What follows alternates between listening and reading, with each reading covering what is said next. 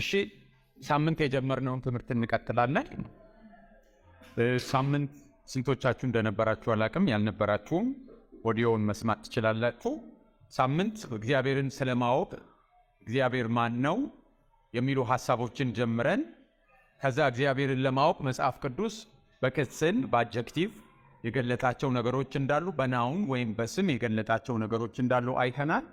እግዚአብሔር በስም የተገለጠባቸው ነገሮች እግዚአብሔር ፍቅር ነው፣ እግዚአብሔር አንድ ነው፣ እግዚአብሔር ብርሃን ነው የሚሉ ነገሮችን አይተናል። በቅጽል የተገለጡ ነገሮች አሉ እና እግዚአብሔርን ይበልጥ ለመግለጥ የሚረዳን የቱ ነው ስንል በስም የተገለጡት ነገሮች ናቸው። ከዛ መካከል እግዚአብሔር ፍቅር ነው የሚለውን ለተነሳንበት ዓላማ መርጠናል። እግዚአብሔር ፍቅር ነው የሚለውን ፍቅር ምን ማለት ነው የሚለውን ተነጋግረናል። ፍቅር ከአንድ በላይ አካል እንደሚፈልግ፣ ስለዚህ እግዚአብሔር ከአንድ በላይ አካል ወይም ከአንድ በላይ ፐርሰን መሆኑን እንደሚነግረን፣ አፍቃሪ ካለ ተፈቃሪ መኖር እንዳለበት፣ አለበለዚያ አንድ ፐርሰን ወይም አንድ አካል ብቻውን ፍቅር እንደማይሆን እሱን ሳምንት ተነጋግረናል። ከዛ እግዚአብሔር ፍቅር ነው ስንል ብዙ ጊዜ ወደ አእምሯችን የሚመጣው እግዚአብሔር ፍጥረቱን ይወዳል ወደሚል ነው የምንመጣው። እሱ አፍቃሪ ነው የሚለው ነው። ግን እግዚአብሔር ፍቅር ነው ስንል ፍጥረትን ሳይፈጥርም በፊት እግዚአብሔር ፍቅር እንደነበረ፣ አለበለዚያ እግዚአብሔር ፍቅር ካልነበረ ፍቅር ካለመሆን ልክ ፍጥረቱን ሲፈጥር ፍቅር እንደሆነ የተለወጠ እንደሆነ አይነት ግንዛቤ ውስጥ ነው የሚከተን። ግን እግዚአብሔር ምንም ባይፈጥርም ኖሮ ምንድን ነው እግዚአብሔር ፍቅር። የተፈጠረ አንድም ፍጥረት ባይኖር እግዚአብሔር ፍቅር ነው። ይሄ ምንድን ነው የሚያሳየን? በአብ በወልድና በመንፈስ ቅዱስ መካከል ያለው መዋደድ ነው ብለናል። ዮሐንስ ወንጌል ምዕራፍ 17 ቁጥር 5 ቁጥር 24 አንብበን ዓለም ሳይፈጠር ስለወደድከኝ ብሎ ጌታችን ኢየሱስ ክርስቶስ እንደጸለየ አንስተናል። ስለዚህ በአብና በወልድ መካከል የነበረው ፍቅር ዓለም ሳይፈጠር የነበረ ያለው መከባበር ዓለም ሳይፈጠር የነበረ እንደነበረ አንስተናል። ዓለም ሳይፈጠር ስንል እኛንም ዓለም ሳይፈጠር ነው የወደደን ከሚለው ጋር ልናገናኝ አንችልም። ምክንያቱም ዮሐንስ ወንጌል ምዕራፍ 1 ሲጀምር በመጀመሪያ ቃል ነበረ፣ ቃልም በእግዚአብሔር ዘንድ ነበረ ብሎ ወልድ ዓለምም ሳይፈጠር ኤግዚስት እንደሚያደርግ ይነግረናል። እኛ ግን ዓለም ሳይፈጠር አልነበርንም። እግዚአብሔርን እኛን የወደደው ዓለም ሳይፈጠር ኤግዚስት አላረግንም፣ በፍቅድ ነው የተወደድ ነው። በአብና በወልድ መካከል ያለው ፍቅር ግን ኤግዚስት ስለሚያደርግ ወልድ ከዛ በፊት የነበረ ፍቅር እንደነበረ እና እግዚአብሔርን ፍቅር ያስባለው ፍጥረቱን መውደዱ ሳይሆን ፍጥረትም ባይኖር ኖሮ እግዚአብሔር ፍቅር ነው። ስለዚህ እግዚአብሔር ፈጣሪ ነው፣ እውነት ነው። ግን እግዚአብሔር ፍጥረትን ሲፈጥር ስራ ነው የሰራው። ስለዚህ ስራው ደግሞ ማንነቱ ነው መነሻ። እግዚአብሔር ፍቅር ስለሆነ ነው ወደ መፍጠር ስራው ሁሉ የገባው የሚል ነገር አንስተን ስለ ፍጥረቱ እና እግዚአብሔር ፍቅር ስለመሆኑ ስለ አብ ስለ ወልድና ስለ መንፈስ ቅዱስ እነዚህን ሐሳቦች አንስተን ነበር ሳምንት ያቆምነው እና እግዚአብሔር በፍቅርነቱ ጅማሬ የለውም፣ መነሻ የለውም።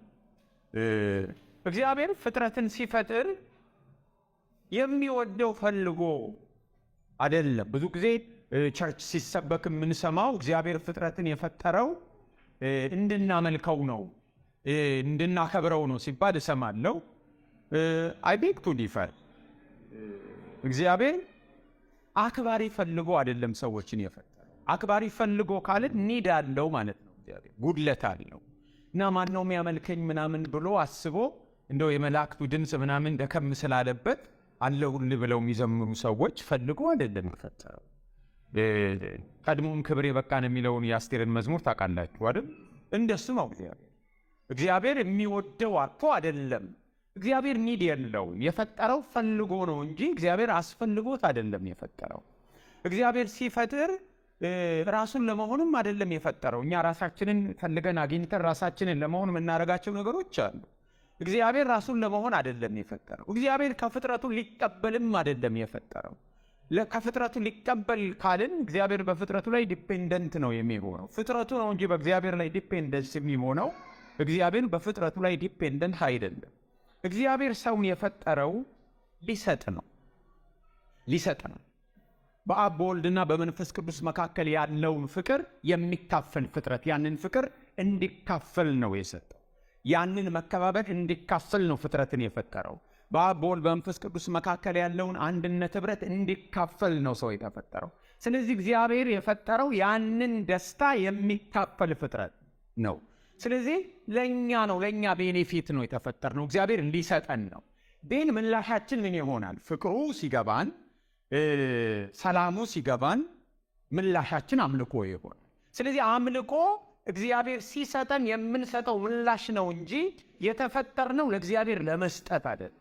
ይህንን አስምሩልኝ። የተፈጠርነው ለእግዚአብሔር ለመስጠት አይደለም። እግዚአብሔር ሰውን የፈጠረው ብቸኝነት ስላጠጣው አይደለም። እግዚአብሔር ብቻውን ይኖር ነበረ። ልክ አሁን አንዳንዶቻችን ስናገባ እንደሱ ነው አይደል? ለብቻ መኖር ሲሰለችን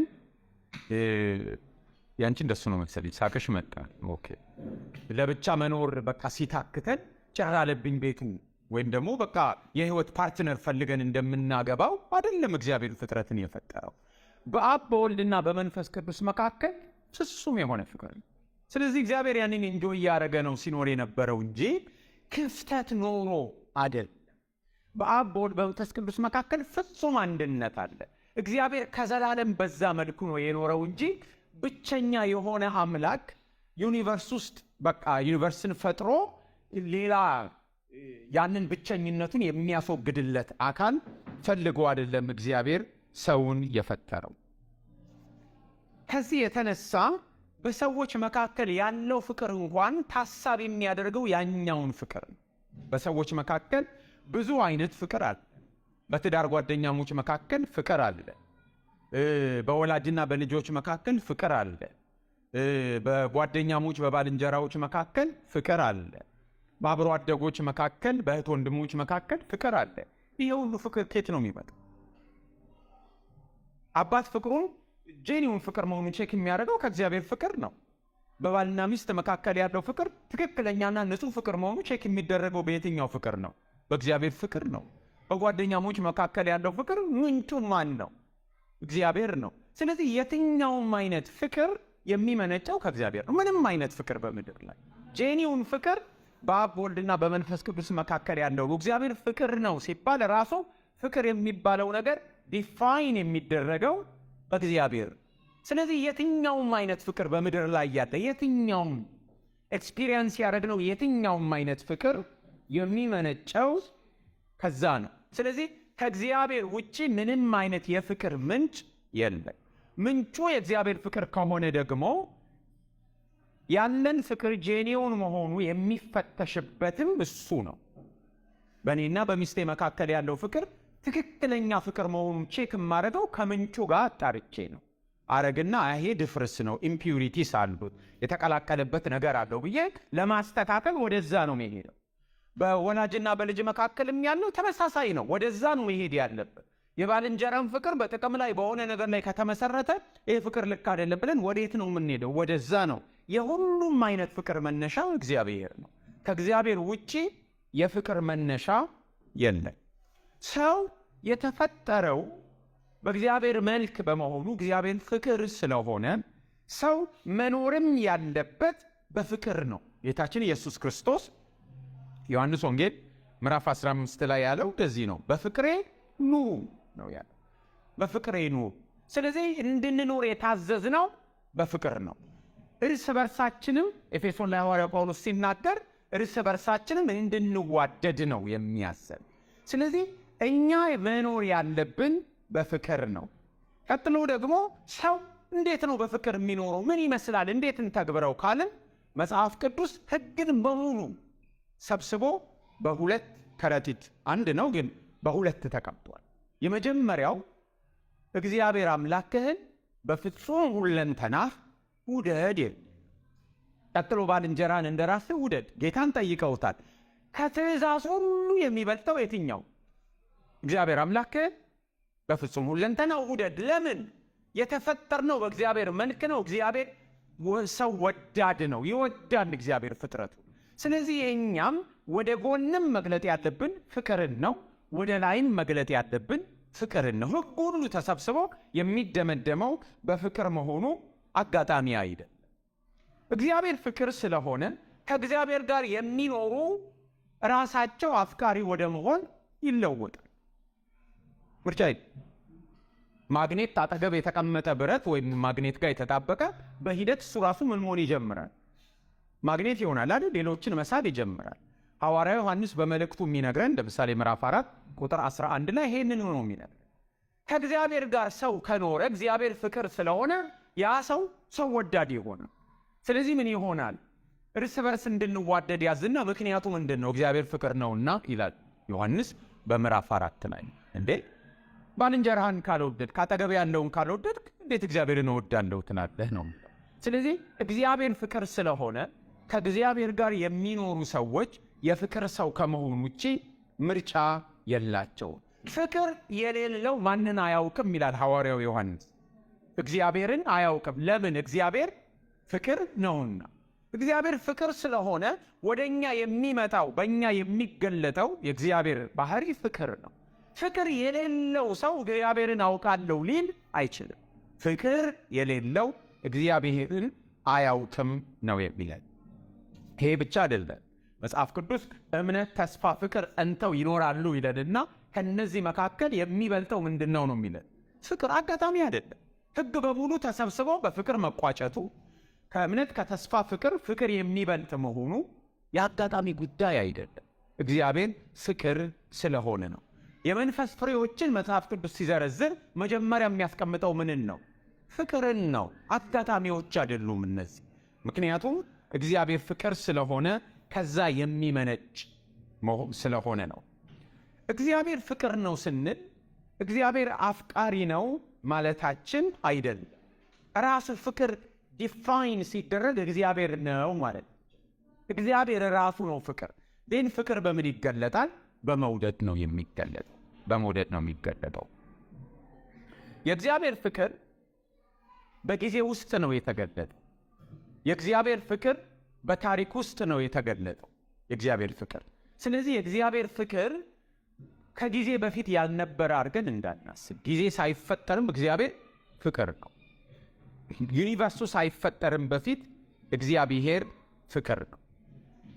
ይሄ ፍቅር መጽሐፍ ቅዱሳችን ላይ የተገለጠው በአብና በወልድ መካከል ያለ ፍቅር በመንፈስ ቅዱስ ያለ ለእኛ በመንፈስ ቅዱስ የተገለጠ ነው። ስለ አህዱ ስሉስ አምላክ ለማየት ነው እየተንደረደርን ያለነው። ስለ ሥላሴ ወደዛ ስንገባ እነዚህ ነገሮች በደንብ እናነሳቸዋለን። ስለዚህ ሁሉ ነገር ሲገለጥልን በዛ መልኩ ነው። አብ ያልነበረበት ዘመን የለም። ወልድ ያልነበረበት ዘመን የለም። መንፈስ ቅዱስ ያልነበረበት ዘመን የለም። አብ ካለመኖር ወደ መኖር አልመጣም። ወልድ ካለመኖር ወደ መኖር አልመጣም። መንፈስ ቅዱስም እንዲሁ። ስለዚህ እግዚአብሔር ፍቅር ነው ስንል እግዚአብሔር ፍቅር ያልነበረበት ጊዜ የለም። ስለዚህ እግዚአብሔር ሌሎችን የሚወድበት ፍቅር የሚመነጨው ከራሱ ፍቅር ስለሆነ እግዚአብሔር ሌሎችን የሚወድበት ፍቅር ከዚህ ነው የሚመነጨው። እኛን የወደደበት ፍቅር ራሱ የሚመነጨው በአብ በወልድና በመንፈስ ቅዱስ መካከል ካለው ፍቅር ነው። ከሥላሴያዊ ፍቅር ነው እኛን መውደዱ የተገለጠው። አብ እኛን ለልጁ ባለው ፍቅር ውስጥ አካቶ ነው የወደደ። ለወልድ ባለው ፍቅር ውስጥ አካቶ ለወልድ ባለው ፍቅር ነው የሚወድ። ዮሐንስ ወንጌል ላይ ምዕራፍ 17 ላይ ይመስለኛል ጌታችን ኢየሱስ ክርስቶስ ምን ይላል? እኔን በወደድክበት መጠን የሚል ቃል አለ። እንደወደድካቸው እንዲያውቁ ይላል። እኔን በወደድክበት ፍቅር መጠን ነው የሚል። ስለዚህ እናንብበው መሰለኝ ዮሐንስ 17 ቁጥር 23 እንዲሁም ዓለም አንተ እንደላከኝ በወደድከኝም መጠን እነርሱን እንደወደድካቸው ያውቃል ይላል። እንደላከኝ በወደድከኝም መጠን እነርሱን እንደወደድካቸው። እንግዲህ በምን አይነት ያህል ፍቅር ነው የወደደን? አብ ወልድን በወደደበት ፍቅር መጠን ነው እኛን የወደደን። ስለዚህ አብ ለልጁ ባለው ፍቅር ውስጥ ነው እኛን ከቶ ልጁን በወደደበት ፍቅር ልክ የወደደን። ሲሚላርሊ ወልድም እኛን የወደደን ለአባቱ ባለው ፍቅር ልክ ነው የወደደን። ለዚህ ነው ወልድ ራሱን የሰጠን በዛ ፍቅር መጠን ስለወደደን ነው። አብም በልጁ ስንመጣ እኛን የሚቀበለን ከዛ የፍቅር መጠን። የእግዚአብሔር ፍቅር ዘላለማዊ ነው። ኤርምያስ 31:3 ላይ የምናገኘው ሐሳብ የእግዚአብሔር ፍቅር ዘላለማዊ መሆኑን ነው። ኤርምያስ 31:3 በዘላለም ፍቅር ወድጄሻለሁ ነው የሚለው። ስለዚህ እግዚአብሔር ፍቅር ዘላለማዊ ነው፣ አይለወጥም። እግዚአብሔር ዘላለማዊ ከሆነ ፍቅሩ ምንድን ነው? ዘላለማዊ ነው። እግዚአብሔር በፍቅሩ አድልዎ አያደርግም። ለዚህ ነው ዮሐንስ ወንጌል ምዕራፍ 3 ላይ ስለ እግዚአብሔር አብ ሲነግረን ዓለሙን እንዲሁ ወዷልና ዓለሙን ነው የሚለው። ስለዚህ the whole world በሱ የተወደደ ነው። እግዚአብሔር በፍቅሩ አድልዎ አያደርግም። በእግዚአብሔር ፍቅር ለመወደድ ቅድመ ሁኔታ የለውም። በእግዚአብሔር ለመወደድ ምንም ፕሪኮንዲሽን የለም። ሮሜ ምዕራፍ 5 ቁጥር 8 ላይ ገና ጠላቶቹ ሳለን ነው የሚለው። ስለዚህ ጠላቶቹን እንኳን የሚወድ ፍቅር ነው እግዚአብሔር ያለው። ጠላቶቹን የሚወድ ፍቅር ነው ያለው። እግዚአብሔር ኃጢአትን እየጠላ እንኳን ኃጢአተኞችን የሚወድ ነው። ኃጢአተኞችን የማይወድ ቢሆን ኖሮ ማንኛችንም የተወደድም አልነበርንም። ስንወለድ ጻድቃን አልነበርንም አይደል? አልነበርንም። ፍቅር የሚገለጠው በመስጠት ነው። ለጋስ ነው እግዚአብሔር እና መጽሐፍ ቅዱስ ሲነግረን ለክፉዎች ለማያመሰግኑ እሱ ምንድን ነው ይላል? ቸር ነው ይላል ጌታችን ኢየሱስ ክርስቶስ ሲናገር በሉቃስ 6:35 ላይ እሱ ለክፉዎችም ለማያመሰግኑም ቸር ነው። ፀሐዩ ለበጎች ብቻ ሳይሆን ለክፉዎችም ትወጣለች። መጽሐፉ እንደሱ ነው የሚለው። ዝናቡ በጻድቃን ላይ ብቻ ሳይሆን በኃጢአተኞችም ላይ ይዘንባል። የሰው እስትንፋስ ሁሉ የእግዚአብሔር ስጦታ ነው። ፍቅሩ እኛ ከምንሰጠው ምላሽ ጋር አይወዳደርም። እንኳን እግዚአብሔር እኛ ወላጆቹን ስናይ ራሱ ልጆቻችን በሚሰጡን ምላሽ ላይ አይደለም ፍቅራችን የተመሰረተው አይደል? አንኮንዲሽናል። እንግዲህ የእግዚአብሔርን ፍቅር በተወሰነ መልኩ በዚህ ማየት እንችላለን። በእግዚአብሔር ዘንድ የበለጠ ተወዳጅ ለመሆን ምንም ማድረግ አያስፈልግም። በእግዚአብሔር ዘንድ የበለጠ ተወዳጅ ለመሆን ምንም ነገር ማድረግ አያስፈልግም። ሽልማት ለማግኘት የምናደርገው ነገር ሊኖር ይችላል። እግዚአብሔርን የልቡን ሐሳብ ለመፈጸም ስለወደደን የምናደርገው ነገር በእግዚአብሔር ለመወደድ ግን ከኛ የሚጠበቅ አንድም ነገር የለም። ለምን? ፍቅሩ የተመሰረተው በምን ላይ ነው? በማንነቱ ላይ። እግዚአብሔር ፍቅር ነው፣ ስለዚህ ይወዳል። በቃ አለቀ። ምንም አይነት ቅድመ ሁኔታ በእግዚአብሔር ለመወደድ የለም። በዚህ ዘመን ግን ስለ ፍቅር ያለን ግንዛቤ በብዙ ነገሮች የተበረዘ ነው። አንደኛ እግዚአብሔር ፍቅር ነው ሲባል ሰዎች ስለ ፍቅር ያላቸው በዚህ ዘመን ግንዛቤ የማይቆጣ ምንም ነገር ሲያይ ሶኬ ብሎ የሚያልፍ አይነት አድርገው ያስባል። እና እግዚአብሔር ፍቅር ነው ሲባል አንዳንዶች ይደነግጣሉ። በተለይ ፍርድ ላይ የሚያተኩሩ ሰዎች እግዚአብሔር ፍቅር ነው ሲባል ኖ ሁላችንን ሰውን ሁሉ ስህተት ውስጥ የከተተው ይሄ ነው ብለው ይደነግጣሉ። እግዚአብሔር ፍቅር ነው። መጽሐፍ ቅዱስ ግን እግዚአብሔር እንደሚቆጣ ይነግረናል። ቁጡ ሰው ስናገኝ ወይም የሚቆጣ ሰው ስናገኝ ጭንቅላታችን ውስጥ ፍቅር የጎደለው አድርገን ስለምንገምት የኛ የተበላሸ ብያኔ አሰጣጥ ነው። እግዚአብሔር ፍቅር ነው፣ እግዚአብሔር ይቆጣል። ሁለቱ ኮንትራዲክተሪ አይደል በምንም መልኩ። አንደኛ መጽሐፍ ቅዱስ እግዚአብሔር ፍቅር ነው ይለናል እንጂ እግዚአብሔር ቁጣ ነው አይደል። የትም ቦታ እግዚአብሔር ቁጣ ነው አይደል። ስለዚህ የፍቅር ማንነቱ ነው፣ ቁጣ ግን ምኑ አይደለም፣ ማንነቱ አይደለም። እግዚአብሔር ኢቭን በቅጽል ደረጃ ብናይ አፍቃሪ ነው እንጂ እግዚአብሔር ቁጡ አይደለም። ቁጡ የሚባል ሰው ቁጣ የሚቀናው ሰው ነው አይደል? እግዚአብሔር ይቆጣል ነው የሚለን እንጂ መጽሐፍ ቅዱስ እግዚአብሔር ቁጣ ነውም አይለንም፣ እግዚአብሔር ቁጡ ነውም አይለንም። ስለዚህ ቁጣ እግዚአብሔር ባህሪው አይደለም፣ መገለጫው አይደለም። ስለዚህ ባህሪው ከሆነ እግዚአብሔር ምንም ነገር ባይኖር ባህሪው ስለሆነ ያረጋል። ለምሳሌ ፍቅር ነው ስንል ያለምንም መነሻ ይወዳል። እግዚአብሔር ቁጣ ቢሆን ኖሮ ያለምንም ምክንያት መቆጣት ይችል ነበር። ግን እግዚአብሔር ምን አይደለም? ቁጣ አይደለም። ስለዚህ ያለምንም ምክንያት አይቆጣም። ምክንያቱም ኔቸሩ አይደለም፣ ባህሪው አይደለም። ለማፍቀር ምክንያት አይፈልግም እግዚአብሔር፣ ለመቆጣት ግን ምክንያት ይፈልጋል። ለማፍቀር ምንም ምክንያት የለውም፣ ምክንያቱም እሱ ራሱ ፍቅር ነው። ኔቸሩ ማንነቱ ፍቅር ነው። ስለዚህ ከዚህ ውጪ ምንም ሊሆን አይችልም። ቁጣ ግን ባህሪው ስላልሆነ ምክንያት ይፈልጋል እግዚአብሔር። መጽሐፍ ቅዱስ ላይ በሙሉ ስናይ ለቁጣው ምክንያት አለው። ፍቅሩ ሲገፋ ነው እግዚአብሔር የሚቆጣው። መልካምነቱ ሲገፋ፣ የሰጠው ጸጋ ሲገፋ ነው እግዚአብሔር የሚቆጣው እንጂ ዝም ብሎ ከመሬት ተነስቶ እግዚአብሔር አይቆጣም። ከመሬት ተነስቶ ግን እግዚአብሔር ይወዳል። ስለዚህ ቁጣ አይደለም፣ ወይም ደግሞ ፍቅር መባሉ ቁጣ የሚባል የሌለበትም ማለት አይደለም። እንደሱ አይነት አምላክ አይደለም እግዚአብሔር። እግዚአብሔር ለቁጣ የዘገየ ይላል መጽሐፍ ቅዱስ አይደል? ኢዮኤል ምዕራፍ 2 ቁጥር 13 ብታነቡ እግዚአብሔር ለቁጣ የዘገየ ነው። ለምሕረት የዘገየ አይደለም እግዚአብሔር። ለፍቅር የዘገየ አይደለም። ፍቅር ባህሪው ነው።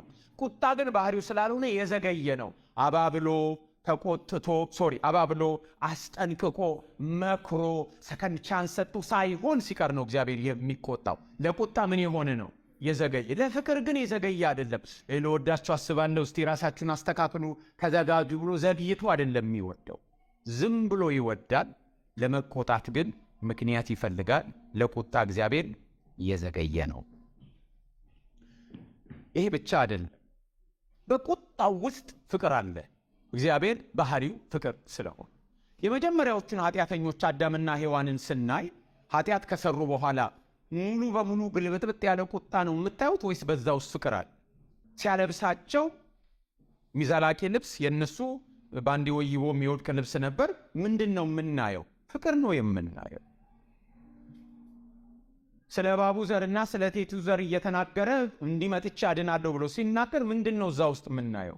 ፍቅር ነው። በቁጣው ውስጥ እንኳን ፍቅር አለ። ወላጆች ታውቃላችሁ፣ ልጃችሁን እየተቆጣችሁ ኢቭን እየገረፋችሁ የምትገርፉ ሰዎች ራሱ እዛ ውስጥ ምን አለ? ፍቅር አለ። ከእግዚአብሔር የተወሰደ ስለሆነ ነው። እና እግዚአብሔር በቁጣው ውስጥ ፍቅር አለ ማለት ነው። ፍቅር ማንነቱ ነው፣ ቁጣ ግን ማንነቱ አይደለም። ስለዚህ ለመቆጣት ሰበብ ይፈልጋል፣ ለመውደድ ግን እግዚአብሔር ሰበብ አይፈልግም፣ ሰበብ የለው። የእግዚአብሔር ፍቅር ቅዱስ ነው። ቅዱስ ፍቅር ነው። ቅዱስ ፍቅር ስለሆነ ከኃጢአት ጋር የማይታረቅ ልዩነት አለ። እግዚአብሔር ኃጢአትን ቶለሬት አብሮ ለመኖር ከኃጢአት ጋር እግዚአብሔር አይችልም። ኃጢአት በእግዚአብሔር ፊት በዋዛ የሚታለፍ ነገር አይደለም። ስለዚህ ከኃጢአት ጋር ለመኖር የሚመርጡ ሰዎች ከኃጢአት ጋር ለመኖር የሚወዱ ሰዎች፣ ከኃጢአት ጋር መኖር ምርጫቸው ያደረጉ ሰዎች የእግዚአብሔር ቁጣ ያገኛቸዋል። ምርጫቸው ያደረጉ ከነ ኃጢአታቸው መኖርን የሚመርጡ ሰዎች ብዙ የመጽሐፍ ቅዱስ ጥቅስ ልነግራችሁ እችላለሁ።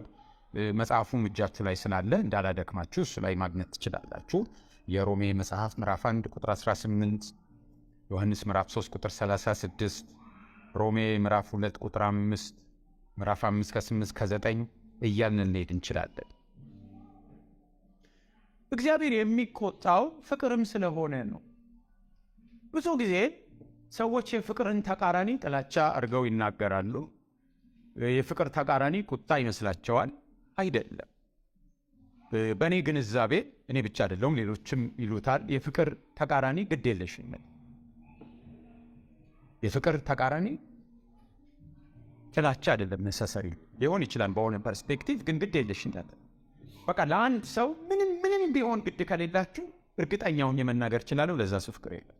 ምንም ቢሆን ምንም ግድ ኮንሰርን ካላረጋችሁ። እግዚአብሔር የሚቆጣው ፍቅር ስለሆነም ጭምር ግድ ይለዋል። ለምንድን ነው እግዚአብሔር ኢንጀስቲስ ሲያይ የሚቆጣው? ሰዎች ሲጨፈጨፉ፣ ሰዎች ሲገደሉ፣ ሰዎች ሲበደሉ የሚቆጣው ለምንድን ነው? ፍቅር ስለሆነ ነው። ለነዛ በደል ለሚደርስባቸው ሰዎች እግዚአብሔር ምን አለው?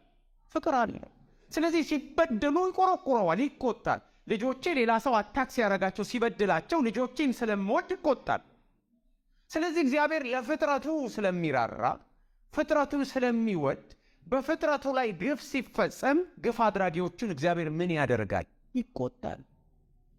ኢንጀስቲስ ሲያይ እግዚአብሔር ይቆጣል። ኢንጀስቲስ ሲኖርም እንግዲህ ብሎ አያልፍም። ለዚህ ነው እግዚአብሔር እንድንቆጣ የሚጠብቀን። መጽሐፍ ቅዱስ እኮ ተቆጡ ብሎ ይፈቅዳል። ተቆጡ ግን ይልና አንደኛ በቁጣችሁ ላይ ፀሐይ አይግባ። በቃ ዛሬ ተናዳችሁ በቃ ፀጉራችሁን ስትነጩ አትኑሩ። ሁለተኛ ደግሞ ተቆጡ፣ ምን አታድርጉ፣ ኃጢአት አታድርጉ። ሰው በቁጣ ውስጥ ሊሳደብ ይችላል። ሰው በቁጣ ውስጥ ሊናደድ ሊራገል ይችላል አይደል? ተቆጡ። አለመቆጣት ኃጢአት ታውቃላችሁ።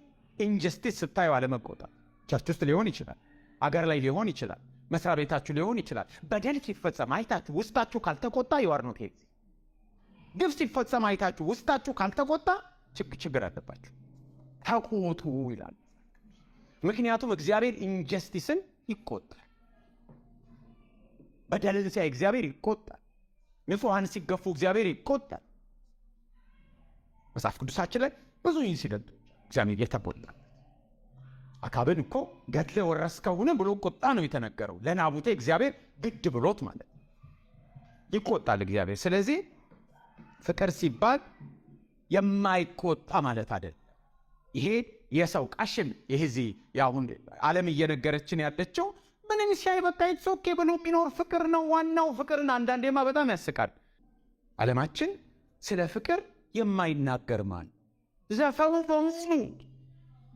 ስለምንድን ነው? ድሮ በአብዮቱ ዘመን በደርግ ዘመን ኢትዮጵያ ውስጥ አንድ የአብዮት ዘፈን ተብሎ ግዴታ ዘፋኞች ሁሉ ካሴት ሲያወጡ ይገደዱ ነበር። በተረፈ ሌላው በሙሉ ስለምንድን ነው? ስለ ፍቅር፣ ስለ ወንድና ሴት ፍቅር ነው።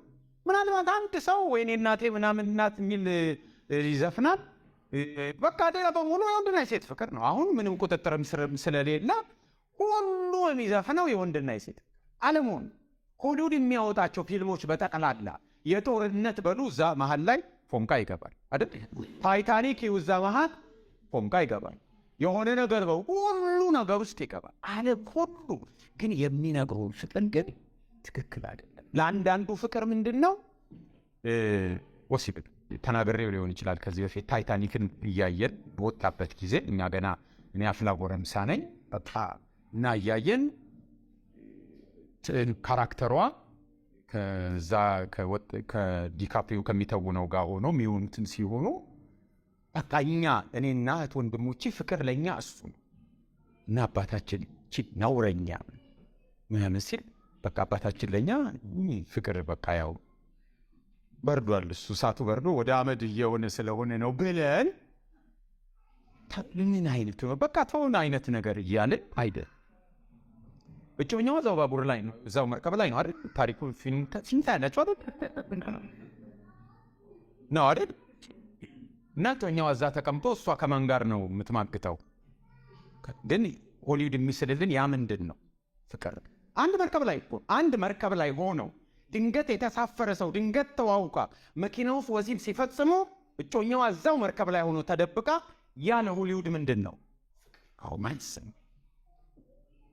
ይሄን ነው የሚነግረን። ፍቅር ስጠኝ ፍቅር ስጭኝ ከሰማችሁ ዩፌሚዝም ነው አይደል? በቃ ሴክስ እናድርግ ነው። ፍቅር ማለት ፍቅር ሰሩ ማለት ምን ማለት ነው? ፍቅር አፕቶ ጋገሩ ማለት አይደል ማለት ወሲብ ፈጽሙ ማለት። ዓለም የሚነግረን ፍቅር ብሎ ይሄንን። ስለዚህ ሰው ይሄንን ሁሉ ይሰበስብና እግዚአብሔር ፍቅር ነው ሲባል ከሚያውቀው ፍቅር ተነስቶ እግዚአብሔር እሱ ነው ብሎ ይሄዳል አይደል? ፍቅር እግዚአብሔር አይደለም። ፍቅር እግዚአብሔር አይደለም። እግዚአብሔር ምንድን ነው? ፍቅር። ስለዚህ ስለ ፍቅር ትክክለኛውን ትርጓሜ ከእግዚአብሔር አምጥተን ነው እሱ ወደ ተዕለት ተዕለት ህይወታችን ሪፍሌክት የምናደርገው እንጂ ፍቅር ማለት በፊልም ያየሁት ነው እግዚአብሔር እሱ ነው። ፍቅር ማለት ቤተሰቤ ውስጥ የተለማመድኩት ነው እግዚአብሔር ማለት እሱ ነው። ፍቅር ማለት ትምህርት ቤት፣ ኮሌጅ፣ ሃይስኩል ምናምን የከንፈር ወዳጅ ይዤ የነበረኝ ነገር ነው እግዚአብሔር ማለት እሱ ነው ብለን ዴፊኒሽናችንን ከኛ መሀል ይዘን ወደ እግዚአብሔር እንዳን በጭራሽ ከዛ ነው አምጥተን ወደዚህ የምናመጣው። ከዛ ይሄኛው ከዛ ጋር ሲነጻጸር ሙሉ እንደማሁን ግልጽ ነው። ከተበከለ ከተመረዘ ግን ይሄኛው ምን መሆን አለበት? መስተካከል። ትክክለኛ የፍቅር ብያኔ ያለው እግዚአብሔር ጋር ነው። የፍቅር ብያኔውም እግዚአብሔር ጋር። እያንዳንዱ ሰው ስለ ፍቅር ኤክስፒሪየንስ በወጣትነቱ ካላፈቀረ በተወለደበትና ባደገበት ቤተሰብ ውስጥ የወንድምነት ፍቅር፣ የወላጅ ፍቅር ኖሮታል። ከአብሮ አደጋ ፍቅር ኖሮታል። ሁላችንም በሆነ መልኩ የፍቅር ኤክስፒሪየንስ አለ። በቤተ ክርስቲያን ውስጥ ኤክስፒሪየንስ አድርገናል። በስደተኝነት የመጡ ሰዎች የጠማቸው የራሱን ውሃ የሰጣቸው፣ የራሱን ምግብ የሰጣቸው፣ ሄዶ ደግሞ እዛ ምግብ የሰጣቸው፣ የሆነ ነገር ያቃናላቸው፣ መንገድ ላይ አግኝቶ የሆነ ነገር የረዳቸው የሆነ ፍቅር ኤክስፒሪየንስ ሁላችንም አለ። እነሱ ጤናማ በሆነ መልኩ ስለ እግዚአብሔር የሆነ ነገር ይገልጡልናል። ለዚህ ነው መጽሐፍ ቅዱስ ላይ ሁሌ ወደኛ የሚመጣው ከእናንተ መካከል እንዲህ ቢጠየቅ እንዲህ ይሰጣል፣ እንዲህ ቢደረግ እንዲህ ይሆናል፣ እናንተ ክፉዎች ሆናችሁ እንኳን እንዲህ ካረጋችሁ እግዚአብሔርማ። ስለዚህ ከኛ መካከል ከተገኘው የሆነ በጎ ነገር ይወስድና በሱ እኛ ክፉዎች ሆነን እንኳን እንዲህ ከሆነ እያለ ወደዛ የሚሄደው ግን በምንም መልኩ ግን እግዚአብሔር ማን እንደሆነ የኛ የፍቅር ኤክስፒሪየንስ አይነግረንም። ምክንያቱም አንዳንዶች በፍቅር ስም ብዙ በደል ደርሶብናል። በደል የፈጸምንም እንኖራለን፣ ደርሶብናል። በፍቅር ስም ገንዘባቸውን የተበሉ ሰዎች አሉ። በፍቅር ስም ሕይወታቸውን የተበሉ ሰዎች አሉ። በፍቅር ስም ክብራቸውን የተወሰደባቸው ሰዎች አሉ። በፍቅር ስም ብዙ በደል ግፍ የደረሰባቸው ሰዎች አሉ። በጣም ብዙ የተዋረዱ ሰዎች አሉ። በፍቅር ስም ሕይወታቸው የተበላሸ ሰዎች አሉ። እና እግዚአብሔር እሱ ነው ልንል ነው። ምክንያቱም እኛ መካከል ያለው ኤክስፒሪየንስ ንጹህ ብቻ አይደለም፣ የተበላሸ ነው። በፍቅር ስም አድቫንቴጅ የተወሰደብን ሰዎች ልንኖር እንችላለን። ስለዚህ ስለ እግዚአብሔር ከሱ አይደለም የምንነሳው። ከጤናማ ነገራችን ስለ እግዚአብሔር ትንሽ የሚያሳየን ነገር አለ። በቤተሰብ ፍቅርም እንሰማለን። ልጆቻቸውም ስለሚደፍሩ አባቶች እንሰማለን አይደል?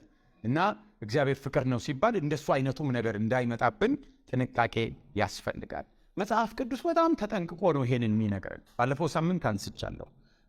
ከፍቅር ለሚለው የግሪክ ቃል ግሪኮች ወደ አራት ለምሳሌ አራት ብቻ ነው ማለት አይደለም። አራት የፍቅር አይነቶች ይታወቃሉ። ከዛ በላይ ግን ዋይድሊ የሚታወቁት ፊሊዮ ታውቃላችሁ። ፊላደልፊያ ሲባል አሁን የወንድማማች ፍቅር ነው። ፊላ ማለት የወንድማማች ፍቅር ስለሆነ ፊሎሶፊ ሲባል የጥበብ ፍቅር ነው።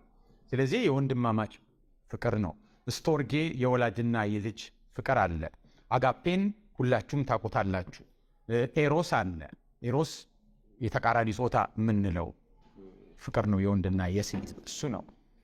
እና ግሪካውያኑ ስለ ፍቅር ያላቸው ግንዛቤ ምን አይነት ግንዛቤ መሰላችሁ? አማልክቶቻቸው ለነሱ የግሪክ አማልክት ፓወርፉል ናቸው እንጂ ልክ እንደነሱ ናቸው። ፓወርፉል ናቸው እንጂ ልክ እንደነሱ ናቸው። ይጣላሉ፣ አማልክቶቹ ያፈቅራሉ፣ በደል ይሰራሉ፣ ተንኮል ይሰራሉ፣ ይበቃቀላሉ አይደል?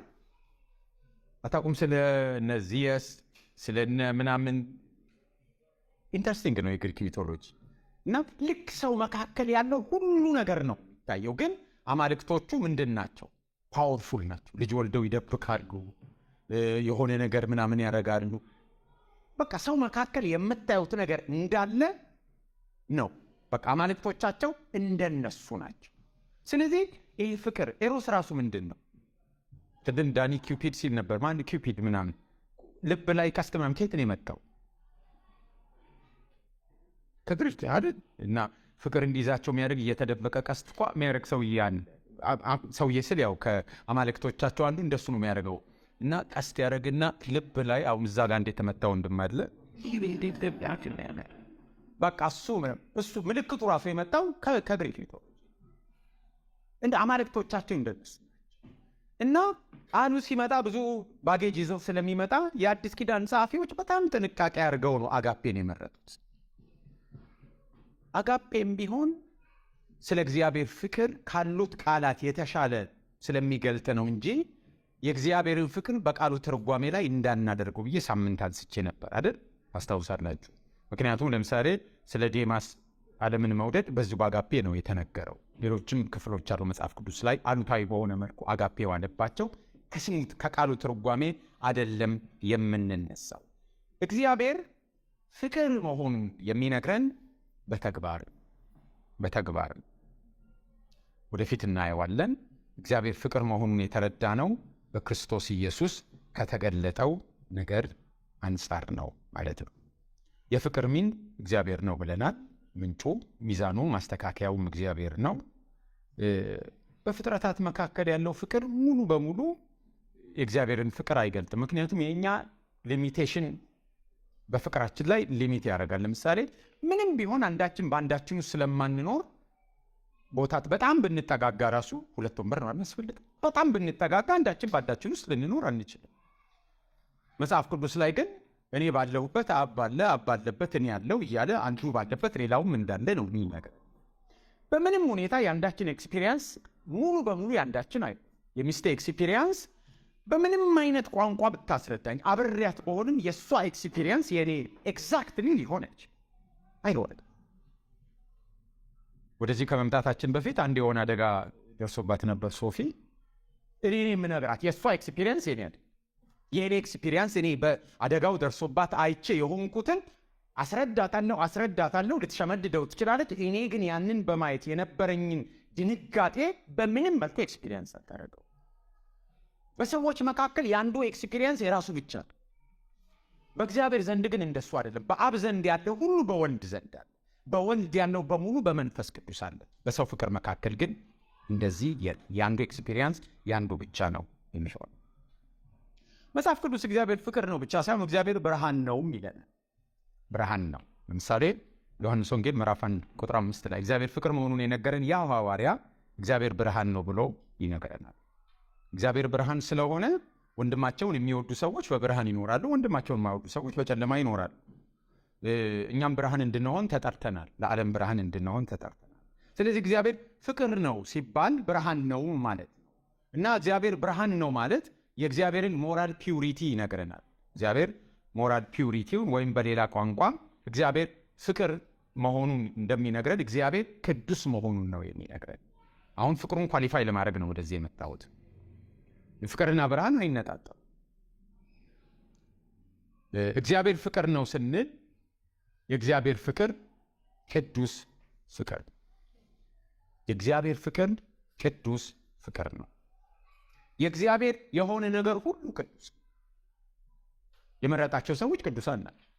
የእግዚአብሔር የሆኑ ነገሮች ሁሉ ቅዱስ ናቸው። ቅዱስ ማለት ምን ማለት ነው? ምን ማለት ነው? አንደኛ የተለየ፣ እግዚአብሔር ከፍጥረቱ ሁሉ የተለየ ነው። he is holy other፣ ሌላ ነው። እግዚአብሔር ከፍጥረቱ ጋር አንድ ካታጎሪ ውስጥ የሚገባ አይደለም።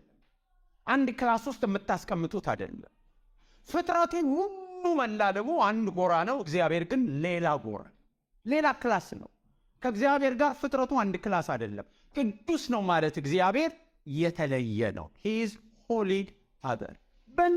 በምንም ከኛ ጋር አንድ ከረጢት ውስጥ አይገባም። በምንም መልኩ ከፍጥረቱ ጋር እግዚአብሔር አንድ ክላስ አይደለም፣ ሌላ ነው። አንድ እሱን ማለታችን ነው። እግዚአብሔር ቅዱስ ነው ስንል በግልጽ ቋንቋ እግዚአብሔር ሌላ ነው፣ ከሁሉም ነገር ሌላ። ስለዚህ እግዚአብሔር ከፍጥረቱ የተለየ መሆኑን ይነግረናል። ከፍጥረቱ ሁሉ በላይ ነው። ስለዚህ የእግዚአብሔር ነገር ሁሉ ቅዱስ ነው። ዳኝነቱ ቅዱስ ነው። ምሕረቱ ቅዱስ ነው። ጸጋው ቅዱስ ነው። መንፈሱ ቅዱስ ነው። ቃሉ ቅዱስ ነው። እግዚአብሔር ሁሉ ነገሩ፣ ፍቅሩ ቅዱስ ነው። እግዚአብሔር የተለየ ነው። እግዚአብሔር ምጡቅ ነው። ትራንሴንድ ያደርጋል ከሁሉም ነገር ማለት። ስለዚህ የፍቅር ብቻ ሳይሆን የቅድስና ምንጭ እግዚአብሔር ቅዱስ ስለሆነ ከእግዚአብሔር ጋር የሚነካካ ነገር ሁሉ ቅዱስ ይሆን ይቀደሳል። የእግዚአብሔር የሆነ ነገር ሁሉ ይቀደሳል። የእግዚአብሔር ብቻ ይሆን፣ የጋራ መጠቀሚያ አይሆን። በብሉይ ኪዳን ይሄ ድንኳን የእግዚአብሔር ነው፣ በቃ የእግዚአብሔር ቅዱስ ነው፣ የጋራ መጠቀሚያ አይሆን፣ ሰልስት አትቀመጡበት። ይሄ ዘይት ቅዱስ ነው፣ በቤቱ ማንም እንዲህ አይነት ዘይት ካዘጋጀ ምን ይሁን ነው ይወገር። ለምን? ይሄ የእግዚአብሔር ነው። ይሄ ዕጣን ለእግዚአብሔር ብቻ ነው የተዘጋጀው፣ ማንም በቤቱ ውስጥ ቢያዘጋጅ ይላል መጽሐፍ ቅዱስ። ለምን? ይሄ ኢንግሪዲየንቱ ለእግዚአብሔር ብቻ የተለየ ነው። ይሄ ቦታ ቅዱስ ነው፣ የእግዚአብሔር ነው። ከገባ ተጠንቀቅ፣ በጥንቃቄ በምናምን ነው እንጂ እንደ ቤት እየነጠርክ መሄዳችን። ለምን? ይሄ ቅዱስ ነው። የማን ነው? የእግዚአብሔር። ይሄ ከተማ የእግዚአብሔር ነው፣ ቅዱስ ነው። ይሄ ቤት፣ ይሄ መቅደሱ ቅዱስ ነው፣ የእግዚአብሔር ነው። ቅዱስ ሲሆን የማን መጠቀሚያ ይሆናል? የእግዚአብሔር የጋራ መጠቀሚያ አይሆንም። ስለዚህ ፍቅሩም ቅዱስ የእግዚአብሔር የሆነው ነገር ሁሉ ቅዱስ። ሰውም ልክ እግዚአብሔር ሲመርጠው ምንድን ነው? ቅዱስ ነው፣ የጋራ መጠቀሚያ አይደለም፣ የእግዚአብሔር ብቻ ነው። ሌላው ሊጠቀምበት አይገባም፣ የእግዚአብሔር ነው። ብልጣሶር ያ ሁሉ ሀርድ የወረደበት ግድግዳ ላይ የተጻፈው ለምንድን ነው? እነዛ ጽዋዎች ቅዱስ ናቸው። የማን ብቻ ናቸው? የእግዚአብሔር ብቻ ናቸው። ሌላ ከወርቅ ሰርቶ መጠጣት ይችላል። እነዚህ ግን once they are dedicated to the service of God ቅዱስ ናቸው። ለሌላ መጠቀሚያ መሆን አይችሉም። ቅድስና እግዚአብሔር የተለየ በመሆኑ ለእግዚአብሔር መለየት ነው። ስለዚህ ፍቅሩ እንደ ሌላው አይነት ፍቅር ሳይሆን የተለየ ነው። ሌላ ክላስ። የእግዚአብሔር ፍቅር ሌላ ክላስ የተለየ ነው የሚለው ነው። ስለዚህ ዛሬ እዚህ ጋር ነው የምናጠቃልለው። ሳምንት ቀጥታ ወደ ፈርዘር እንሄዳለን። ወደ ሥላሴ አስተምሮ ለመግባት እየሰራን ያለነው እግዚአብሔር ብርሃን ነው፣ እግዚአብሔር ቅዱስ ነው ማለት ነው፣ እግዚአብሔር ፍቅር ነው። ሌሎችም ነገሮች መዘርዘር ይችላል። ሳምንት ያልኩትን ደግሜ እጨርሳለሁ። እግዚአብሔር የባህሪያቱ ድምር አይደለም። 90% ፍቅር 10% ቅዱስ ምናምን የምንለው አይደለም። የምንም ድምር ንብርብር አይደለም። በሁሉ ነገሩ ሙሉ በሙሉ እሱ ነው። እግዚአብሔር ፍቅር ነው፣ ሙሉ በሙሉ ፍቅር። እግዚአብሔር ብርሃን ነው፣ ሙሉ በሙሉ ብርሃን። ልክ ክሪስታል ይዛችሁ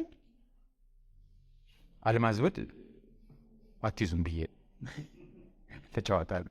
ፀሐይ ላይ ስታደርጉት ሪፍሌክት ሲያደርግ ምንድን ነው የምታዩት? የተለያዩ ከለሮች የሚወጡት ቢክ ስክሪፕቶ ብትይ ሽትሮኛ በቢክ ነው እና ወረቀት ላይ አድርገን ስናደርገው የተለያየ ቀለም ነው።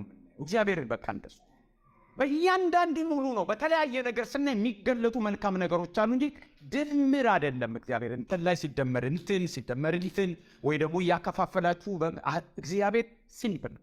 ሲምፕሊሲቲ ኦፍ ጋድ የሚባል ኮንሴፕት አለ። እግዚአብሔር ድምር አይደለም። የሆነ ነገር አድርገን ወይም ደግሞ ከፋፍለን አይደለም። እግዚአብሔር የሚከፋፈል አይደለም። አንድ ነው እግዚአብሔር። ስለዚህ የምናመልከው አምልኳችን ሳይከፋፈል አንዱን አምላክ በሙላት ነው። የተከፋፈለ አምልኮ ለእግዚአብሔር አናቀርብም። እነዚህ የባህሪ መገለጫዎች ለእኛ የሚገልጡልን ነገር አላቸው እንጂ እግዚአብሔር የነሱ ድምር አይደለም። ጌታ ይመስገን።